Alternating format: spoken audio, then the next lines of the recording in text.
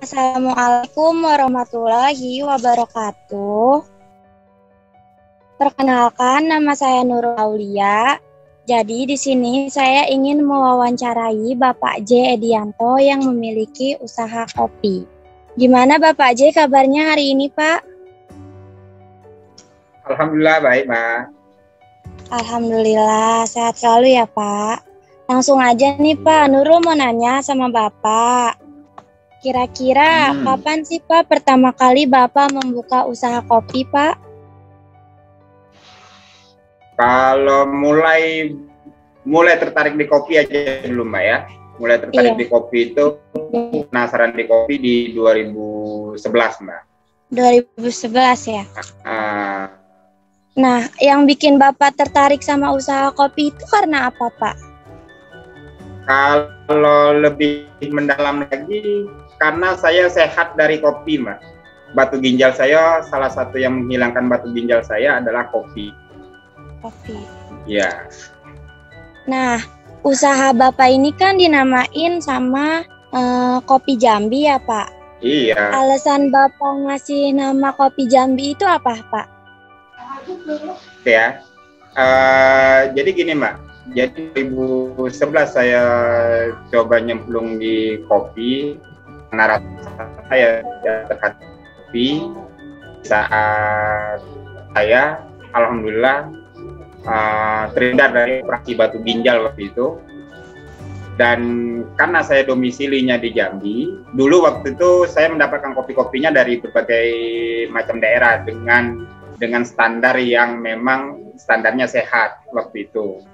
Salah satunya di Lampung, di tempatnya mertua saya.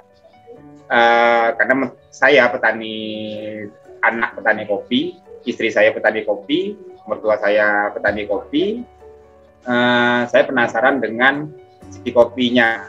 Karena saya domisili di Jambi, akhirnya saya telusuri di Jambi dan memang ada di Jambi di beberapa kabupaten dengan berbagai macam jenis kopinya. Akhirnya ada ikhtiar saya untuk membantu teman-teman ataupun bersama-sama sedikit mengambil peran dari bagaimana mengcreate dari kopi Jambi juga keluar dari 2011-2012 itu. Artinya bukan karena nama brand kita bukan kopi Jambi aja sih, bukan kopi Jambi sih, tapi etalase. Hanya etalase ini memang mengikhtiarkan diri untuk tetap menggunakan kopi Jambi di dalam setiap usaha dan aktivitasnya. Walaupun dengan kopi-kopi Nusantara, kopi-kopi luar juga kita biasanya sekedar ngulik, sekedar untuk sharing bersama dengan teman-teman, baik dari karakter rasa ataupun aroma dan sebagainya. Mungkin itu, Mbak, kenapa akhirnya kopi Jambi. Karena saya domisili di Jambi, saya lahir dan besarnya di Jambi, dan saya memburu kopinya di Jambi dulu, karena yang paling dekat tentunya kan, Mbak, untuk ngulik-ngulik, untuk belajar bersama teman-teman. Mungkin itu, Mbak Nurul. Baik. Menurut Bapak, anak milenial itu suka pada minum kopi nggak, Pak? Kalau untuk 3-4 tahun terakhir, kalau kita lihat, itu menjadi tren malahan, Mbak.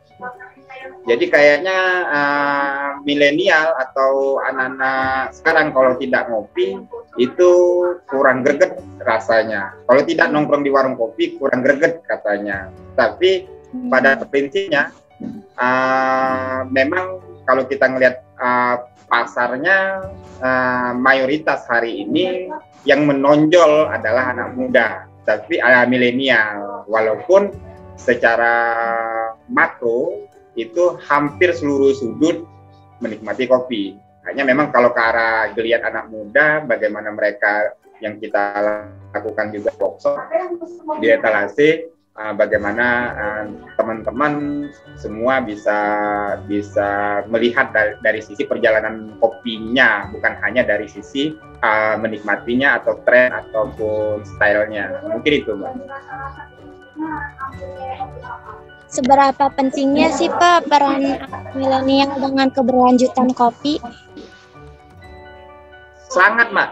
Sangat pengaruh kalau milenial ini ada di untuk keberlanjutan kopi. Karena kita melihatnya dari sisi aktivitas perjalanannya, Mbak ya. Jadi bukan hanya menikmatinya, bukan hanya di hilirnya. Ini hilir, ini kopi, ini hilirnya. Tapi bagaimana mereka bisa juga melihat dari sudut hulunya, kebun. Milenial bukan hanya di kota kan. Milenial ada juga di tingkatan di tani dan segala macamnya. Dan itu sangat berpengaruh untuk generasi berikutnya untuk tetap mempertahankan si kopinya dari berbagai macam kualitas dan kuantitinya. Itu yang kalau ditanyakan sejauh mana peran mereka, sangat-sangat berperan. Tapi memang tinggal memilah ranahnya di mana aja, apakah hanya sekedar menikmatin atau masuk ke bisnisnya. Dan bisnisnya banyak, dari hilir sampai ke hulu, misalnya kayak gitu.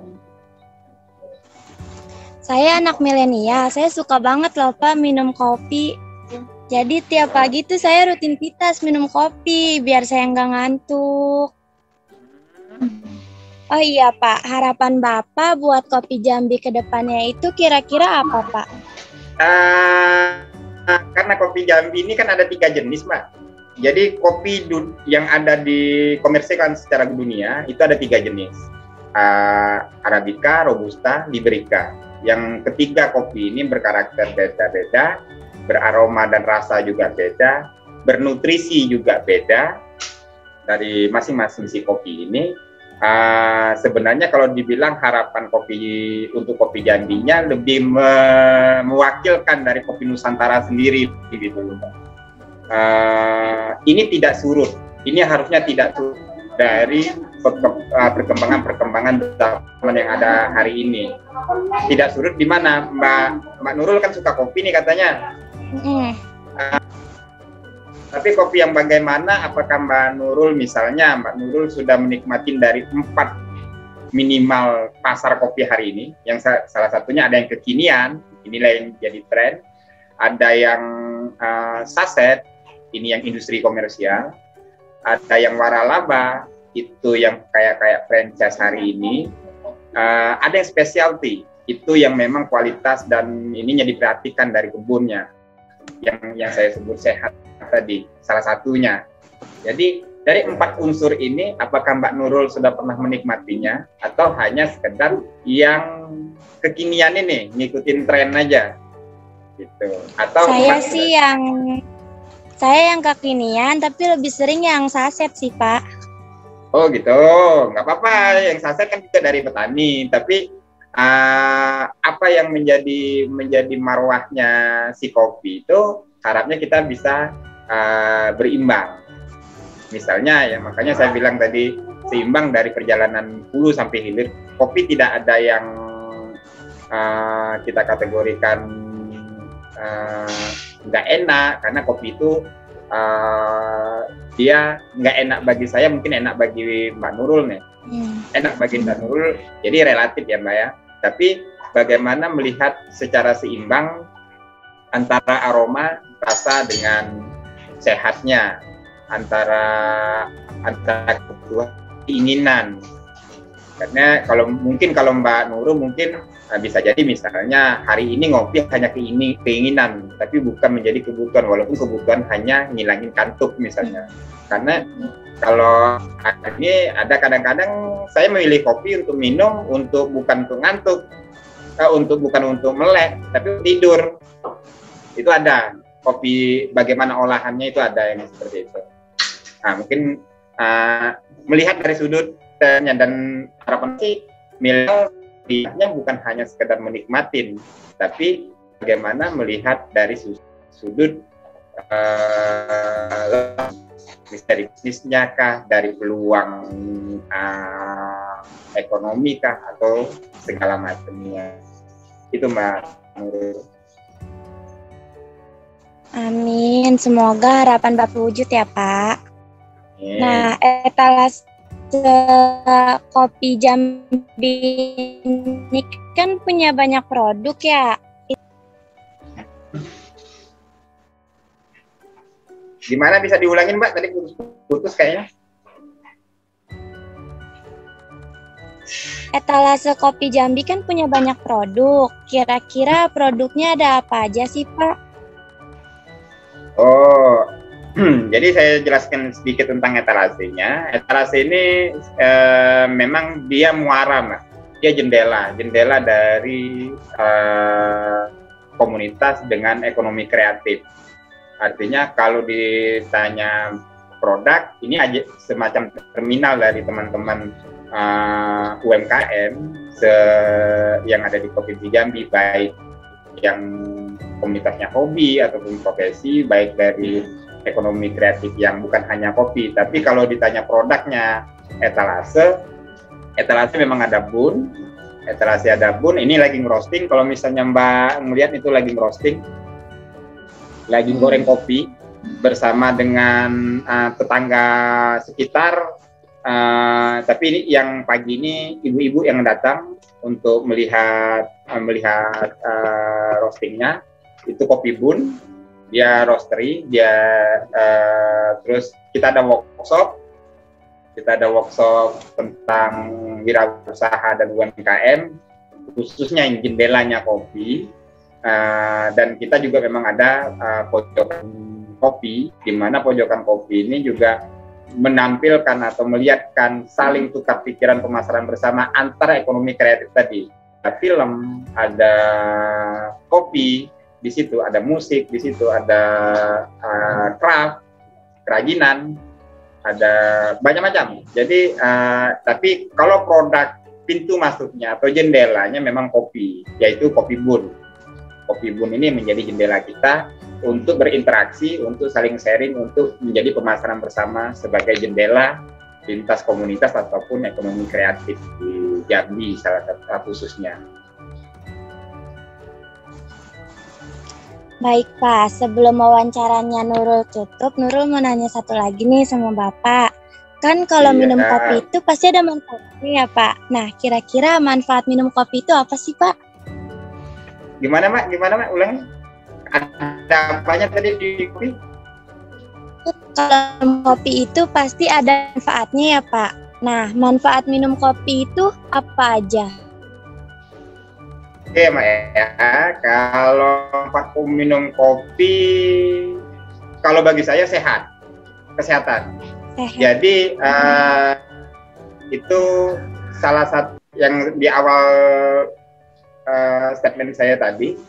Kenapa saya ada di kopi? Karena saya pernah merasakan nggak jadi operasi batu ginjal saya karena terapi kopi. Tapi kopi yang bagaimana? Itu yang memang panjang kalau kita cerita. Nah. Kopi yang bagaimana? Kopi yang mulai dari kebun, pasca panennya, gorengnya, nyeduhnya, itu terlihat.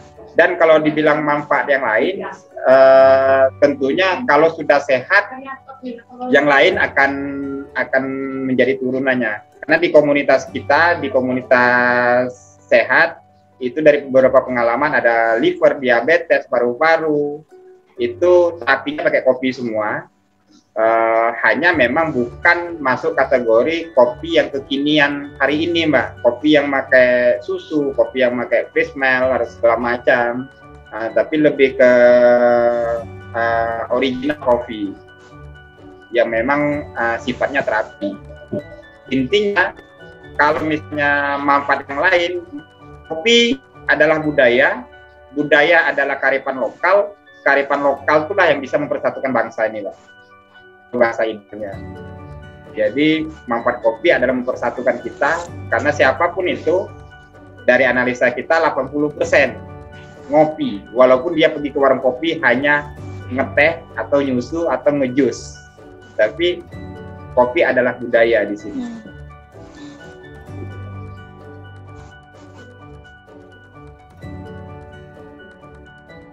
Oke Pak, cukup sekian wawancara dari memberikan banyak informasi tentang kopi.